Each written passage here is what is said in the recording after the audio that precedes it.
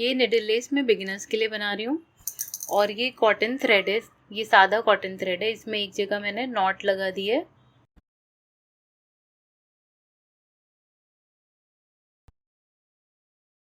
इस तरह से पीछे से हाइड करते हुए ऐसे थ्रेड को निकालेंगे और ये फ्रंट में रखेंगे। थ्रेड को इस तरह से अपने थोड़े से डिस्टेंस पे निडल को इंसर्ट करेंगे, इसे निडल के ऊपर रखेंगे और ये जो थ्रेड है जो निडल के आई में है, इसको एक बार क्लॉकवाइज टर्न लगाते हुए हमें नॉट लेना है।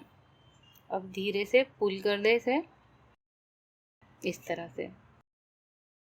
अब ये स्टार्टिंग में आपको दिख रहा रहेगा ये गैप, इस तरह से हमारी स्टिच बनी है। इसमें निडल इंसर्ट करते हुए 2 टाइम इस पे बूलियन स्टिच बनाएंगे होल्ड करते हुए और स्लोली निडल को खींच लेंगे इस तरह से।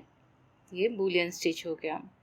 फिर से मैं सेम गैप में निडल को अपने इंसर्ट कर रही हूँ और इस तरह से एंटी क्लॉकवाइज मैंने थ्रेड को इस पे रैप कर दिया। तो ये एक स्टिच बन गया हमारा। फिर से थोड़े से डिस्टेंस पे जाऊंगी मैं इस तरह से और थ्रेड को ध्यान रखना है पहले निडल के ऊपर, फिर ये जो आई में अटैच है थ्रेड, इसे मुझे इस तरह से क्लॉकवाइज डायरेक्शन में डालना है और इसे पुल कर देना है।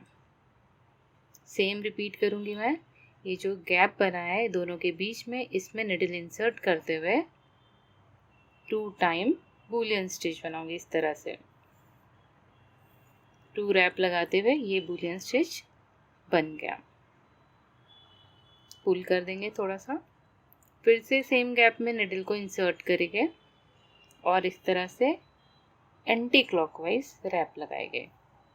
तो अब ये टेक्निक आपको समझ गई रहेगी, तो मैं ये कंटिन्यू कर रही हूँ।